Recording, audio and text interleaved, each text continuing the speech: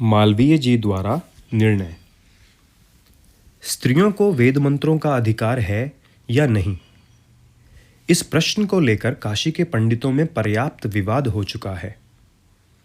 हिंदू विश्वविद्यालय काशी में कुमारी कल्याणी नामक छात्रा वेद कक्षा में प्रविष्ट होना चाहती थी, पर प्रचलित मान्यता के आधार पर विश्वविद्यालय ने उसे दाखिल करने से इनकार कर दिया। अधिकारियों का कथन था कि शास्त्रों में स्त्रियों को वेद मंत्रों का अधिकार नहीं दिया गया है।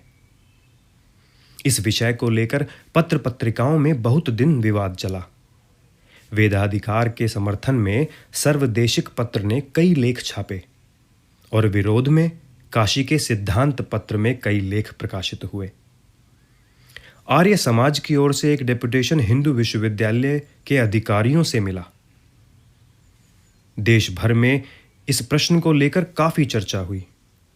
अंत में विश्वविद्यालय ने महामना मदन मोहन मालवीय की अध्यक्षता में इस प्रश्न पर विचार करने के लिए एक कमेटी नियुक्त की, जिसमें अनेक धार्मिक विद्वान सम्मिलित किए गए। कमेटी ने इस संबंध में शास्त्रों का गंभीर विवेचन करके यह निष्कर्ष निकाला कि स्त्रियों को भी पुरुषों की भांति वेदाधिकार है। इस निर्णय की घोषणा 22 अगस्त सन 1943 को सनातन धर्म के प्राण समझे जाने वाले महामना मालवीय जी ने की।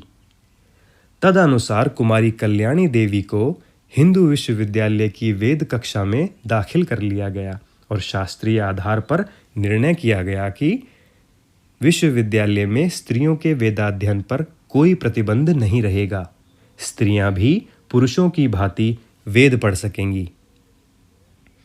महामना मालवीय जी तथा उनके सहयोगी अन्य विद्वानों पर कोई सनातन धर्म विरोधी होने का संदेह नहीं कर सकता। सनातन धर्म में उनकी आस्था प्रसिद्ध है। ऐसे लोगों द्वारा इस प्रश्न को सुलझा दिए जाने पर भी जो लोग गड्ढे मुर्दे उखाड़ते हैं और कहते हैं कि स्त्रियों को गायत्री का अधिकार नहीं है, उनकी बुद्धि के लिए क्या कहा जाए, समझ में नहीं आता। पंडित मदन मोहन मालवीय सनातन धर्म के प्राण थे। उनकी शास्त्रज्ञता, विद्वता, दूरदर्शिता एवं धार्मिक दृढ़ता असंदिग्ध थी। ऐसे महापंडित ने अन्य अनेकों प्रामाणिक विद्वानों के परामर्श से स्वीकार किया है।